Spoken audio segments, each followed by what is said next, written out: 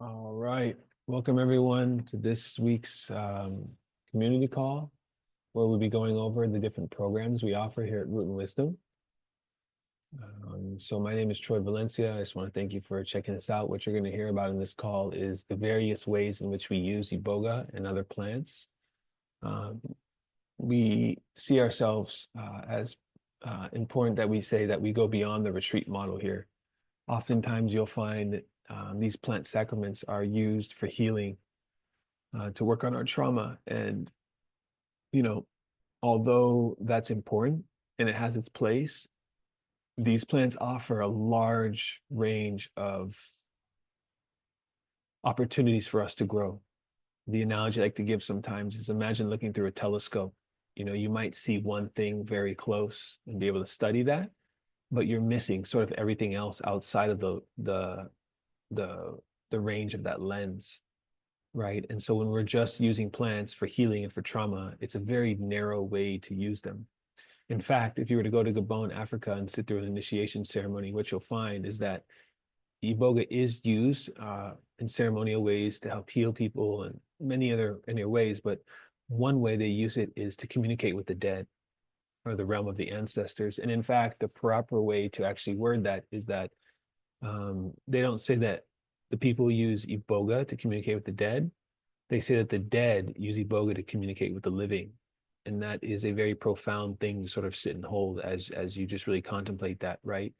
And just remembering, we can use these plants for a variety of things. And if we can get past this idea of healing, which we'll talk about in a moment, you can start to touch into those things. And that's what these programs are for. So we call it the 4 pillars of liberation. So the first one is the end of healing. I'll talk about that in a moment. The second one is liberating from the mind. The third is self-realization, the state of I amness. And the fourth is dream walking and sleep fasting. Yeah. And so again, we'll talk about this here in a moment. So the first tier we offer, which is our entry level program, is the end of healing. And the first thing I want to say is, when you come work with us, um, we sort of create this as a theme around. You'll have a workbook that's about 90 pages. You'll have coaching with Maya, who's a licensed psychedelic integration coach, spiritual counselor, and meditation teacher, right? And so that's just for signing up, and we don't charge you for that. You're also going to get access to Nectara, which is a really amazing e-integration platform suite that you get access to. Right now, we're building a community portal in there. I mentioned earlier, you get the 90-page workbook.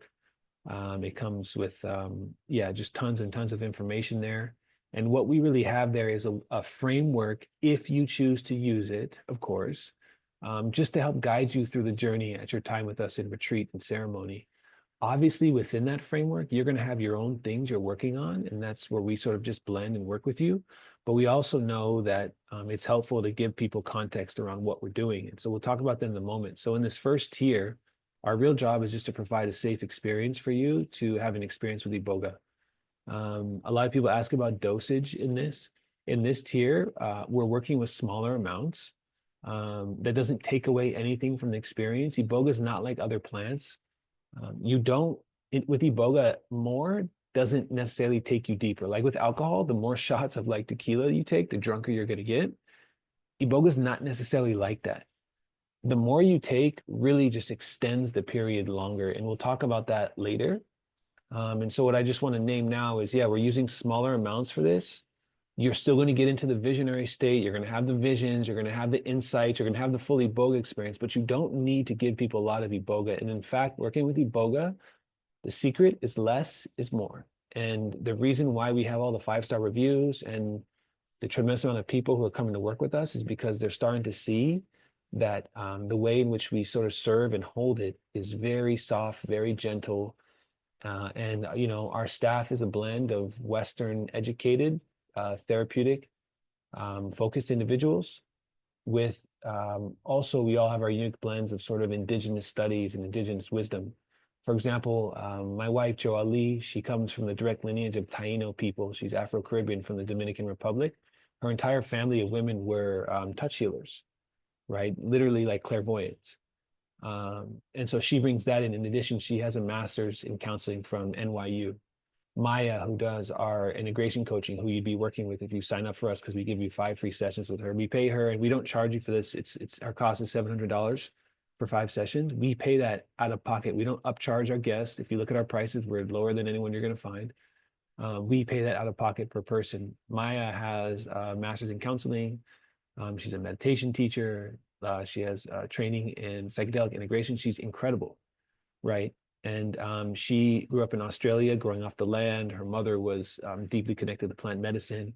And so she has her own sort of really deep founded practice. And then myself included, I have a master's in East-West psychology and currently in a clinical doctorate program for clinical psychology. In addition, my father was Gabonese. I never met him, but through a genetics test, I found out. And so we've also obviously been initiated. And so there's a deep tie to the cultural side, the traditional side of this, and we're Western educated. And, one thing when we look around the space, that's lacking a lot, what you see out there. There's not a lot of people who have sort of both worlds. A lot of people will promote themselves as self-taught, which is fine. But, I always say this thing, it says, beware of the person with just one book, right? And so in this first level, you're going to have 2 Iboga ceremonies with us when you come to retreat with us. We do a hot base ceremony down by a waterfall. We do spiritual showers. It's a traditional Bwiti ceremony. There's going to be sound healing, breath work. We have Reiki, massages. It's a whole thing, right? So when you come to this, our job is really just to create this safe container for you to have an experience with Iboga. And within that, we sort of have a structure in which we offer you to use if you feel called. And so I want to sort of talk about this structure because I think it's important here. Especially this idea, right? The program's called the end of healing. So what are we really talking about when we say that? Imagine yourself looking in a mirror like this kid is, right? And you're brushing your teeth. Your face is looking into the mirror, and the mirror reflects back a version of your face, right? Very straightforward. So if you're brushing your teeth and you get toothpaste on the mirror, what's going to happen to your reflection? Well, it's going to seem like you have toothpaste on your face. However, the toothpaste isn't on your face, it's only on the mirror. And you know that, right? You have an intellect. You can tell that. If you didn't have that intellect, however, you would spend your entire day, your entire life trying to wipe off your face over and over and over and over and over again to no avail. That is what healing actually is. And I'll explain this more. The same way that a face sees the mirror and the mirror reflects back a version of the face, the self, the soul, the true you, the Atman, the spirit, whatever you want to call it, sees the mind. And the mind reflects back a version of the soul or the self, often a distorted version. The difference is the soul doesn't have the intellect. And so there's a confusion there. There's a mistaking. There's a thinking that we have toothpaste on us, right? When we really don't. If you didn't know that, you would spend your entire life, as I said, trying to wipe and clean off that toothpaste. That's what healing is. And so what we're really doing in level 1 is helping you through a certain type of program we put together to understand that you are the deeper, most inner self. Now, you might have conditions and patternings around you in your life that you're working on changing, but that's just the toothpaste on the mirror. It doesn't mean you still can't work to clean it. It doesn't mean we still can't do things with it, but it's about realizing who you truly are. Yeah. And so what we like to do with this is we like to use an analogy to sort of frame what's actually happening for us and why people are coming searching for healing, right? And I'll just be honest with you, in my personal humble opinion, I think that the number one addiction that people have isn't to substances, isn't to any of these things like that. It's to suffering and to healing. And healing specifically because we believe that the toothpaste on the mirror is on our face. So one of the frameworks we use, and in the 90-page workbook, you'll see this more, is we use a teaching from the Toltec people. The Toltec were the civilization that existed between the Mayans and the Aztecas, yeah? Don Miguel Ruiz, the author of The Four Agreements, is a Toltec Nagual, and Nagual means the force that emanates nature. A very like Western way to call it would be a shaman, but it's more than that. So one of the ways they sort of help us frame what's actually happening in our lives is they say that wherever you place your attention in life is going to influence the beliefs that you carry. Yeah. And so the analogy they use is this brick wall structure. And so they have this thing called the dream of the first attention, the dream of the planet. And what they say in the dream of the first attention is that where you were first forced to place your attention started to create beliefs. So each of these bricks are a belief that you carry. Now, when we were young, we didn't have a choice where our attention was forced to go. That could have been to our parents could have said, hey, we're going to church today. You don't have a choice, you're small. It could have said, hey, I want you to learn Spanish, right, in your household. So your attention was first forced to be placed in Spanish. Or like me, I was taught English and Tagalog because I was raised by a Filipino family, right?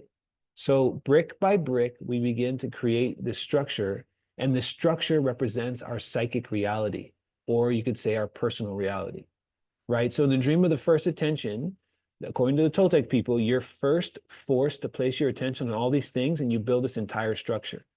Now, the problem with that is a lot of times what happens is we have a brick in our structure, let's say this one down here, and it says something like, in order to be loved, I have to be perfect, right? That's a belief that some people carry. They also might have a belief in their structure, like this one next to it, that says perfection doesn't exist. And what happens is these contradictory beliefs clash and it causes dissonance in our life. Or we might have a structure, a brick in our structure that says, I'm not worthy of love. Or another one that says, I'm too skinny. When I was young, I asked out a girl named Michonne Rogers. I asked her out on a date. I was a freshman. I think she was a junior. And I walked up to her and I was like, hey, I want to go out with you. I think you're really pretty. And she said, no, I don't date skinny guys. And it crushed me. And what happens is I stuck a brick in my structure that says, I'm too skinny. Yeah. And so the question I have for you is, if the bricks are a belief that you carry about your life, then what would you call the concrete that holds it all together? Right? Because without the concrete, the structure would fall over. So if the bricks are the belief, the concrete is the what? And the answer is your faith, right? Your faith is what holds the beliefs up, just as the concrete is what holds the bricks up in the structure. So when people ask me, what does Iboga do? And I have to give them a short explanation, what I say is that Iboga is a master at removing the concrete from the structure. In other words, Iboga is a master at removing the faith, yeah, from the structure, from your beliefs. And what happens when you remove the faith is the structure collapses. Just like if we move the concrete, this wall would fall over. And what happens when it falls is we enter something called the dream of the second attention, according to the Toltec people. And the difference between the dream of the first attention and the second is that in the dream of the second attention, it's where we choose to place our attention, right? Not as kids where we were told to place our attention, but as adults where we choose to place our attention. And because of that, the beliefs start to form that are our own beliefs. Now, these still can be harmful, but at least they're ours now. And they also could be benevolent. Now I have a belief in my structure that says, I'm whole, I'm perfect as I am, right? And some people might have a belief in their structure that says, I'm unwhole, I need to heal, right? Right? Healing implies a lack of wholeness. So to say I'm here to heal, what you're really saying by definition is I'm not whole, right? In my structure, I have a belief that says I'm whole. And so our real job with you in what we're really doing in this level one of the program, the end of healing, is we're helping you move from the dream of the first attention to the dream of the second attention, right? Because we know that if you get there, at least it's your life again. It's not the life that someone else forced you to live or forced you to dream. Now, the Toltec people also believe in something called the dream of the third attention, and this is very interesting. What they say is that if you destroy the dream of the second attention and move beyond that, you enter the dream of the seer. And the dream of the third attention, like the second, is your personal dream, except they're no longer about you and your life. Excuse me. You start putting in bricks into your structure that are about other people. In other words, you create a personal reality. You create a personal reality of service, really, at its core, right? And so this is the analogy, the framework we use in our workbook to help you sort of frame and mold the journey, right? And to how do we use Iboga to remove the faith from the beliefs is what we're really doing here. This is just a schedule of how we operate. It's an 8-day, 7-night retreat. You arrive, there's a welcome ceremony. Day 2, we'll have one-on-one meetings, yoga, writing exercises, ceremony prep, all of that. Then we'll have the first ceremony on day 2. Day 3 would be a full day off. Day 4, we call integration. Day 1, we'll do a traditional ceremony that day. We have sharing circles. We have sound healing that night. Day 5, we'll have yoga again. breath work. We'll do a mandala, like an art project together where we'll all sort of go out in nature, collect pieces of nature that call to us, and we'll create together a giant living mandala, which represents our collective journey as one. We'll have a ceremony that night. We'll have another day off, which we call Stillness Day. And then on day 7, which is your last full day with us, we'll have another meditation. And these two meditations here aren't really meditations with me. They're more of workshops, you could say. And then we'll do a land offering when we take you to the shower, or we take you to a waterfall. We'll do a land offering and a hape ceremony. And we'll come tonight at the night and do a sharing circle and have dinner. And then the next day are departures. So we just want to show you sort of the retreat flow we have here. That's for level 1 of our program. And before I go on, I just want to say, most people, when they come to level 1, if people do want to come back, you do not have to come back and do level 2 before I get into that. Some people come and do level 1 twice because they just enjoy it so much, or they're starting to understand the neuro regenerative benefits of Iboga, which we talk about in other videos. I won't go into that really here. But yeah, so just know that these programs are optional. Again, they're just for those who are sort of the spiritual enthusiasts, the spiritual seekers who are looking for something more than healing in their lives, right? Like I mentioned before, in Gabon, you use this sacrament of Iboga as a different thing. And actually what you'll notice is there's different vocabulary we'll use. In level 1, we use the word plant medicine a lot. In level 2, we'll call it a plant teacher, a plant sacrament, or a power plant. It starts to evolve as you evolve your language around it. So in level 2, we call liberating from the mind. The prerequisites from that is you have to complete the end of healing level 1. You have to have 4 months of integration time before you start, and then you have to do 5 prep sessions with me. And I'll explain why that's important here in a moment, and what this program includes. And you can do this program at the same time someone's doing level 1 in the same retreat flow. And in fact, the first 3 tiers we can do all in the same retreat flow. So there might be 6 people at the retreat doing level 1, 2 people doing level 2, and 1 person doing level 3, all in the sort of the same flow. Yeah. And what this entails is you're going to do only one ceremony, nighttime ceremony, but you're going to do it at the level of initiation dose. And I'll talk about that in a second. So imagine you arrive, you have the night you first sleep, and that first ceremony, I'm going to do a super large full brain saturation initiation dose with you. You'll have your days off just like everyone else. And instead of doing a second ceremony, what we'll do is we'll use a large, about 3-gram dose during the day after that, and work with Iboga in a completely different way. If you go to Gabon, it's more so used during the day. They don't do a lot of nighttime ceremonies. They might do it once or twice in their life, and the rest is smaller amounts during the day. That's how I work with it now, with where I'm at in my personal journey. And there's a lot of very incredible things you can do with Iboga, taking it and going off into the jungle. And that's what we do with this program. You're basically working with me one-on-one in that way. So what is this full initiation dose? Why is it important? So first, I want to explain kind of what the difference between a regular dose and an initiation dose is. Then I want to explain the why. So we're going to use this analogy of a sponge as our brain, okay?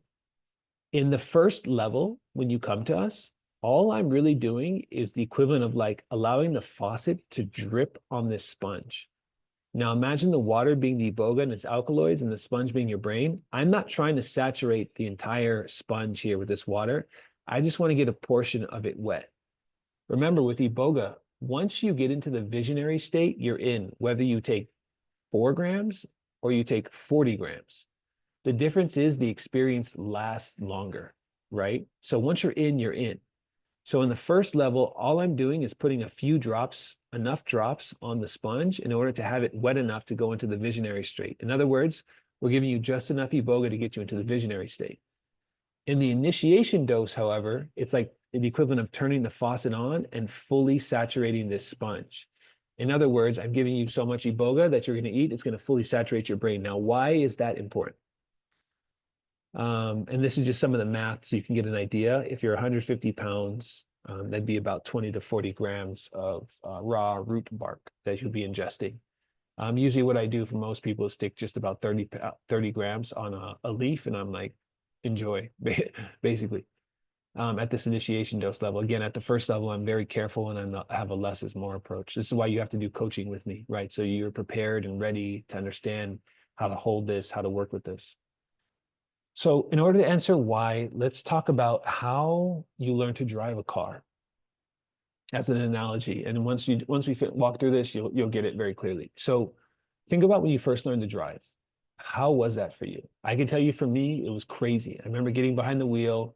My parents got me a stick shift car, my first, and there was three pedals and mirrors and lights and blinkers, and it was too much. And honestly, I couldn't drive the stick shift car, and so they ended up returning it and getting me an automatic one because I couldn't do it. I literally just it was too much for me to handle. So when you first learn to drive, there's all this thing going around. You're using pretty much the prefrontal cortex, the motor cortex, and the parietal cortex, these sort of outer layers of the brain, you could say, right? And these are the parts that involved in like higher thinking, right? The high activation for decision making, problem solving, and conscious effort is for the frontal cortex. Spatial awareness for the parietal, and the cerebellum's kind of handling the fine motor controls, fine-tuned motor controls. And so when you first get behind the wheel, there's this complex process happening that requires a large amount of attention into your brain. And then over time, what starts to happen is these skills start to work their way down to these deeper limbic parts of the brain and become compartmentalized. And one thing that specifically happens is myelination occurs across your neuron. And now I just want to take a second of this because this is really important. So the way we communicate is electrical and chemical. So what happens is a chemical impulse comes to the top of this neuron. It stimulates the nucleus, which releases an electrical potential, which travels around the neuron tail, releasing chemical signals, these called neurotransmitters, which touch another nucleus, which release an electrical signal, which release a chemical signal, which release electrical signal, chemical, electrical, chemical, and so on and so on and so on. That's how we communicate. Now, when you do something over many times, right, like driving a car, the neurons start to build this stuff around them called myelin. And their job is to insulate the neuron. And why is that important? Is because when this electrical impulse comes without insulation, it sort of gets lost. It sort of dissipates out and gets lost. And so the electrical impulse never travels down here, which means that the chemical release never sort of happens, right? With myelination, however, not only does this electrical impulse travel and make it through, it travels 100 times faster. And the reason is because as this electrical impulse is coming, where the myelination is and the insulation, it sort of skips this area, like it jumps almost to this node. These are called the nodes of Ranvier. Jumps to this node, jumps to this node, and then jumps to down here, and then it goes. This allows it to travel 100 times faster. Now, if you think of something like a cat, for example, what's so special about a cat is it has this ability to respond to life. Its reaction time is incredibly, incredibly fast. One way to think of it is as you develop a skill over and over, you become more like a cat. You become less reactive to life and more responsive to life, right? A conscious response.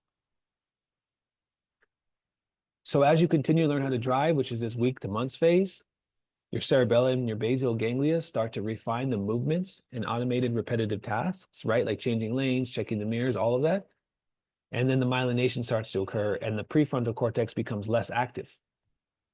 Now, when you get from months to years later in this advanced stage of driving, think about it. Haven't you ever driven somewhere and you just kind of get behind the wheel and you have a podcast on, you might be on the phone or texting or eating, and not that I'm saying that's a good thing to do, and you just kind of get to your destination like it's nothing. That's because that complex task that once required a lot of conscious effort has been compartmentalized down to these deeper limbic parts of the brain. And what you have is an automated process, right? As I say down here, the key point, driving becomes second nature, with the brain toggling between automated and conscious controls as needed.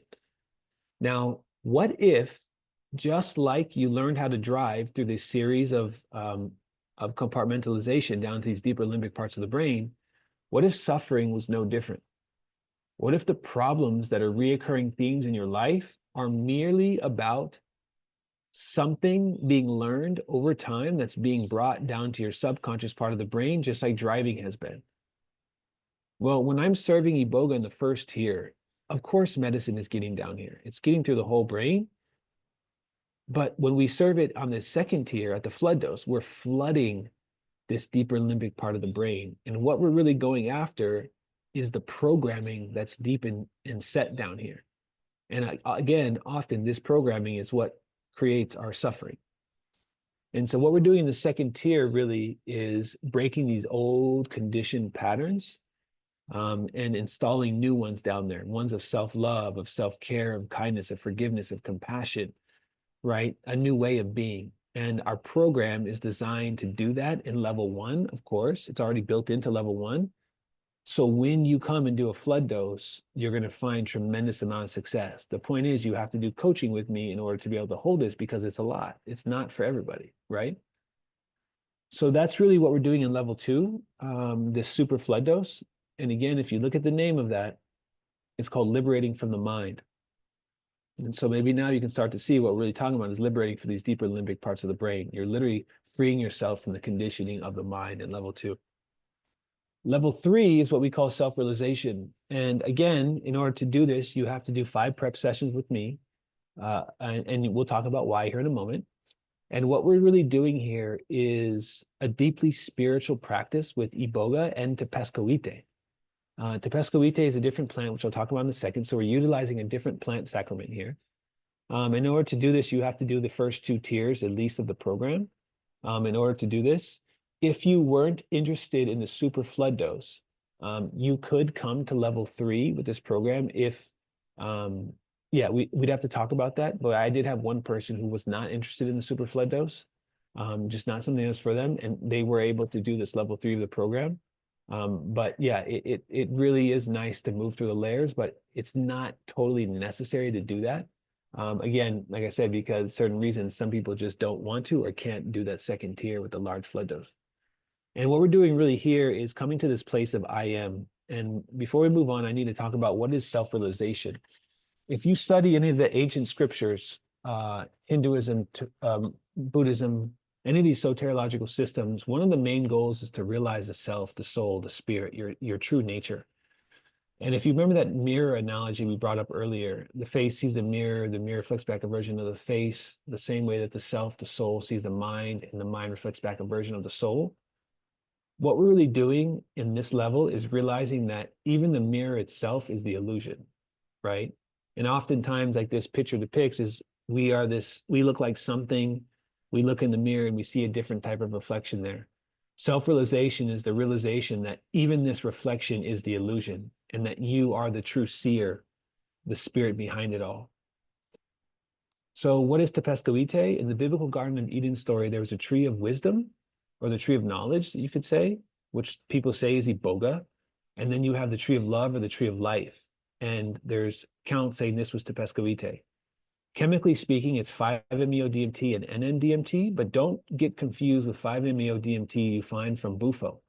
There's a different essence. Just because the molecule is the same doesn't mean that the impact it has on you is the same. Tepescoite was used by the Mayan people to commune with their ancestral spirits. Remember, the essence of where the molecule comes from is more important than the molecule itself, right? The experience with Tepescoite and the experience of bufo are vastly, vastly, vastly different. Tepescoite is a teacher of love, life, and death, actually. And we'll talk about that here in more in a second. And so why do we do the coaching around this? And what are we doing with this layer, this specific layer of the program?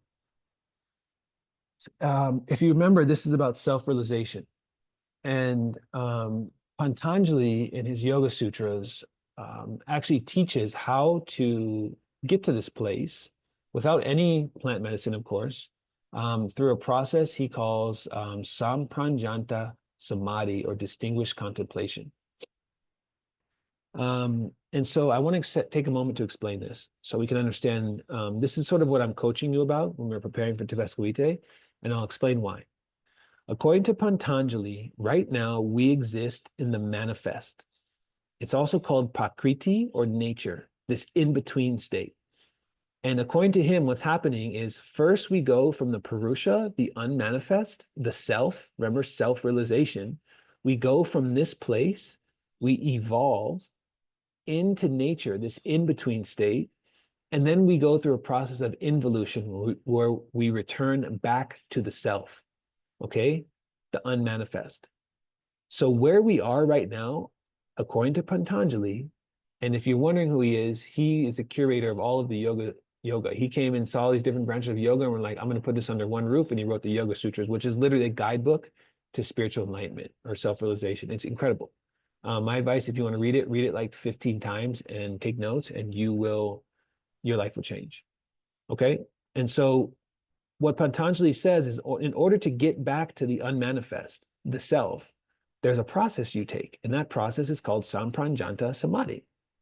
And so what he says is first you focus your attention on a gross element. Think of a flame, right?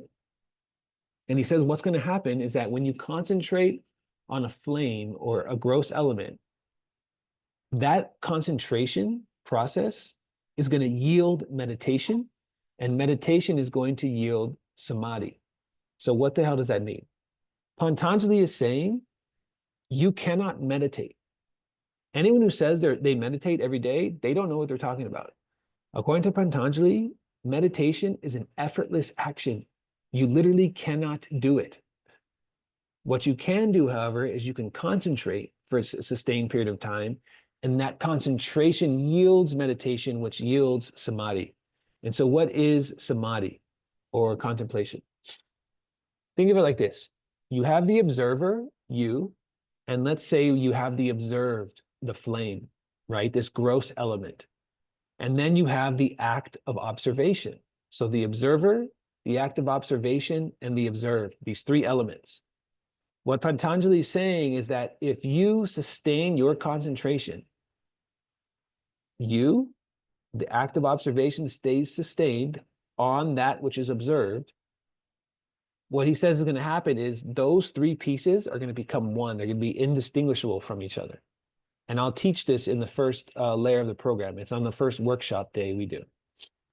Right? And so what he's saying is anytime you sustain concentration on something, that thing becomes absorbed. Like if you have a diamond or a crystal and you put something behind it, like a red flower, and you look at it, it's going to look like the flower or the diamond has absorbed the essence of that flower. And he's saying with our consciousness, the same thing happens. Okay? So we sustain our focus on a gross element like a flame, and what happens is we absorb that. And because it's now us, there's no more separate layer. Now you can think of yourself as this whole section. Then we focus on something subtle. This can be like a thought or the idea of the color red. The same thing that's going to happen. You're going to blend with it. Now you're this whole section, right? Now, what Patanjali says in this next tier is you do the same thing, but with your very own mind. So now, just the same way you contemplated on a flame or a thought, you contemplate on your mind with sustained attention. And your mind is going to be absorbed in the exact same way. Now, there's no you, there's no gross elements, there's no subtle elements because they're all one. The observer, the observed have become one, and the same with the mind. And what happens left is you're left with this layer of the individuality and the ego. Now, if you do the same thing with the individuality, you'll be left with the ego. You do the same thing with the ego, you'll be left with nothing. And you return to the unmanifest, the self. This is literally a step-by-step guidebook to self-realization. Now, what does this have to do with Tepescoite? Sorry about that. What does it have to do with Tepescoite? Tepescoite is going to literally walk you through these layers. If you can be coached on it right, which is why I work with you, you can see these layers happening. As the Tepescoite wears off, right? So, see how we're in the unmanifest? You're going to move from the manifest to the unmanifest with Tepescoite. Guess how you're going to come out?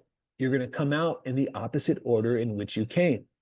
So you'll be in the unmanifest. The first thing that will form is the ego. Then your sense of individuality will come back.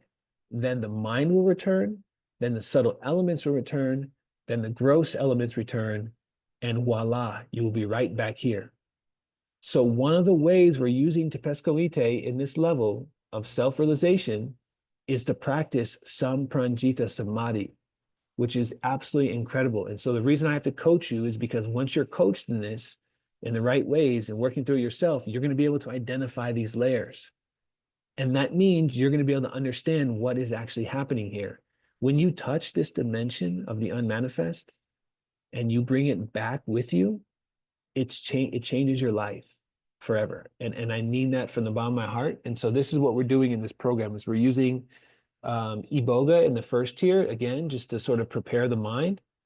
And then what we're doing is 3 sessions of Tepescoite, 2 usually at night, 1 during the day, or 1 during the or 1 at night and 2 during the day. Sorry, or 2 at night and 1 during the day, depending on the person. And practicing this, it's very, very profound, very beautiful. Yeah. So the last layer to all of this is one of the craziest ones that people, every time I tell them about this, they kind of like, this is where they have the most questions about. In order to do this dream walking stage, you have to do all 3 layers with me before. I require a lot of coaching to do this. Um, this is probably the most dangerous one we offer, and it's also done privately. And so if we do this, basically, I would be working with you one-on-one for 10 days. I've had 2 people so far do this, and both of them have experienced the exact same sort of results that I found doing this on myself. And we'll talk about this in a little bit here. But it's a psychological purification process is what we're doing. We're purifying the psyche. So have you ever been so tired that you care about absolutely nothing on earth except for going to sleep? And if you haven't, you can try this. Like tonight or some other night, just stay up really late, get to the point where you're so tired, and then try to like move around and keep yourself up. At some point, you're going to be so tired that you don't care about your friends, your family, your children, your dog, your career. You don't care about anything. All you care about is going to sleep, right?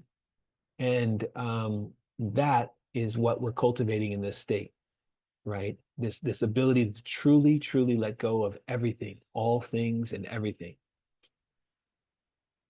And so what we're doing first when you come to do sleep fasting with me, which is an awesome name, I think, is you're going to show up. It's 10 days. So the first night, I'm going to keep you up for an extended period of time without any psychedelics, no Iboga, right? Iboga is a stimulant, so you stay awake with it. We're not using Iboga.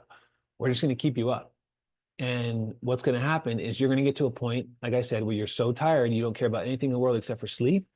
And we're going to sort of harness that state of being, just like you might find a little ember in a fire, or when you're trying to make a fire with a stick, you get that one little ember and you start to blow on it, right? And at some point, you start to spark it and cultivate it, and it turns into this burning fire. We're doing the same thing with this state of being, right? And so you're going to do that twice, basically, with the night of sleep in between. And then what we're going to do is we're going to use Iboga specifically to keep you up for a multiple period of time, like 3 days almost. And you might be like, what the hell are you talking about? And I'll explain why. So when you brush your hair, right, why are there hairs in the brush? Right? Like we just ran a brush through our hair and this image shows you there's going to be hairs in the brush. Why? Because those are the weaker ones, the ones that were falling out. Yeah. It's not like a complex thing to understand. You brush your hair and the weak ones fall out, the strong ones stay. Yeah. So what about when you fast your body? Well, at a certain point, your body starts to consume itself, right? Usually around this 72-hour mark. Your body starts to eat itself, and the first thing it eats are the weaker parts. This is why for people with cancer, one of the best things you can do is go on a fasting, start learning how to fast. And that's why intermittent fasting is so beneficial, right? And they call it autophagy. Autophagy literally means self-eating, right? And so the body starts to consume itself the longer you fast. And what it does, just like brushing your hair removes the weak things, fasting removes the weak things from your body. Well, guess what? The same exact thing happens when you sleep fast, except instead of it being hair, instead of being the parts of your body that are weak, it's removing the weaker parts of your psyche. There's a reason why the common sleep deprivation symptoms start with fatigue, of course. Then you have mood changes, issues with memory, difficulty concentrating. And then why is it that everyone goes into paranoia and hallucinations? Why would that be? Right? And so what we're doing in sleep fasting is having this tenet of psychic purification. And so the same thing happens in those other tiers. The difference is that when we sleep fast, we have to experience them as reality, right? And this is why the coaching with me again is so important. It's also why we do this privately with you. It's also why this is a 10-day individual program for those who are interested in it, because you know, you're gonna be going through a lot. It's a very strenuous program. But what you'll find is that when you wake up after sleep fasting and removing these things from your psyche, the clarity and purity in your mind is like nothing you have ever experienced in your life, ever. And so in the last step of this program, what we're doing is I'm going to give you little bits of Iboga just to keep you awake, right? Not necessarily to have a journey. You might still journey with it, sure. But we're using it just to keep you awake. So that first night you're going to take it, you're going to be awake the whole night. I'm going to give it to you in small amounts throughout the day to keep you up during the day. And then I'm going to give you it throughout that next night. So you're going to go basically 48 hours with no sleep. After that, I'm going to let you fall asleep whenever you want. But that's really where our work starts. That's again, now you're going to have an extended period of time where all you care about is sleep. And again, we cultivate that. So we do it twice without an Iboga to practice, to prep, to understand, to cultivate. And then we use Iboga as a tool to keep us awake. This is why I said Iboga isn't just a tool for healing. It's a tool for so much more. And I'm in the process right now of writing a book about sleep fasting, about this specifically, this technique. And I can tell you right now, just like there's dark retreats, just like there's plant medicine retreats, at some point, these sleep fasting retreats are going to be a thing as more science and research is done about it. And then just to go over the program outline, um, we're going to do 5 prep sessions, 10 days in the jungle, 2 natural sleep fasting without Iboga, 1 sleep fasting with Iboga, and then we're going to have 10 post-integration sessions to make sure you're supported. And then in order to do this, you have to complete all the other programs. It's a cool picture. I thought it was pretty sick. And then I also just wanted to mention as well, to close, that we have 2 other programs we offer. These are for people who are called to be on more of the service side, the dream of the third attention we talked about. The first one is we have a facilitator training program. And yeah, this one is very extensive. Maya and I pretty much lead this. But it deals with online coaching as well as in person. And so what you'll do is you'll come and you'll assist us in about 4 to 6 ceremonies, depending on your learning speed. We'll give you e-based training on ethics, safety, psychedelic support. Maya's going to train you in coaching people and helping people with preparation and integration.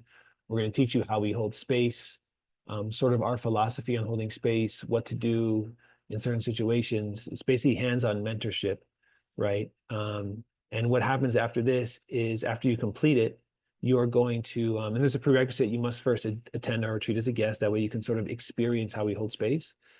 And then at the very end of this, you're going to be added to our trusted facilitator network. And then what we do then is we cycle you into our ceremony schedules throughout the year. We have about 6 or 7 people right now who've done this, and they're all part of our trusted facilitator network. And what we do with them is, depending on where we're doing ceremonies, we call upon them and they work with us. Obviously, you start getting paid after that, so you're going to make all this money back eventually. Excuse me, I don't know why there's these 2 E's at the end here. But the program is $10,000.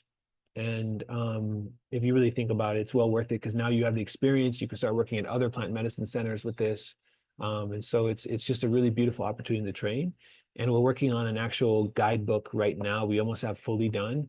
And it uses the 7 sacred directions sort of as the template on how to hold space for others, right? The north, south, east, west, the upper world, the lower world, and of course, the inner. And then we have something called a provider training program, which I'm actually very, very proud of. The provider training program is a 12-month comprehensive program where we go into specifically the art of safely serving Iboga, right? It's a hands-on sort of apprenticeship and mentorship program where you'll be working with me directly through the entire thing. In order to do this program, you have to attend a ceremony and you have to complete the facilitator training program.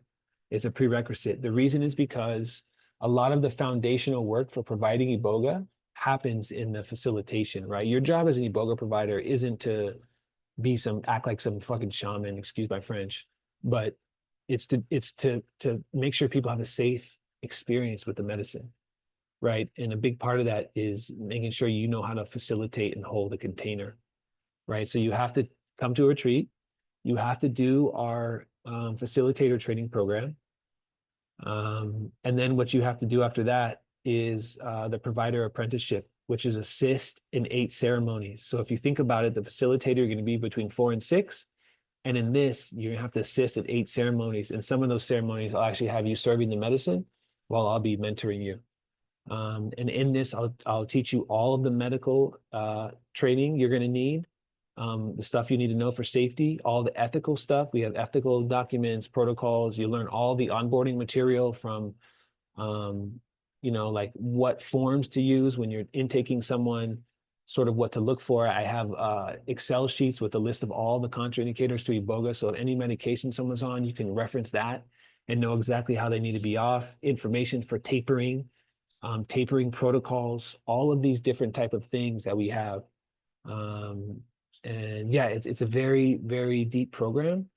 We don't open it to everybody, so there's an application process. Just because you do the facilitated training program doesn't mean you are going to get brought into this. And the reason why we do this specifically is we hear people all the time talking about, I'm going to serve Iboga, I'm going to serve Iboga, I'm going to serve Iboga. And these people don't know what they're doing, actually. They go and get initiated in Africa, or they work with Iboga one time, and all of a sudden they think that they're qualified to serve it. And that couldn't be further from the truth, actually. It couldn't be further from the truth. And it's actually really sad, because these are the last frontiers of colonization, is what's happening with Iboga. And so the reason I say this is because the program costs $20,000. And in full transparency, if you start serving Iboga ceremonies and you're doing it for the money, I'm going to be able to sniff that out, and I'm not going to bring you into the program. This is for people who are truly feeling called and really want to do this from a place of reciprocity. And if you're wondering, well, why is it so much money? The reason is because we don't take a single penny from this $20,000. This money will go to our nonprofit. I think in the breakdown, the structured breakdown, it's 5%. 5% of that stays with the nonprofit to support the organizational stuff, right? Like the cost that we have associated with running a nonprofit. But all of this money goes back to Africa. We don't keep any of it for the provider training. The facilitator training we do keep. There's multiple people involved. The provider training, I'm the one training you. I don't need this money. I mean, I do, of course, but I don't want it. I want this money to go back to Africa, and what we use it for is actually to rebuild the women's village. So it's about reciprocity.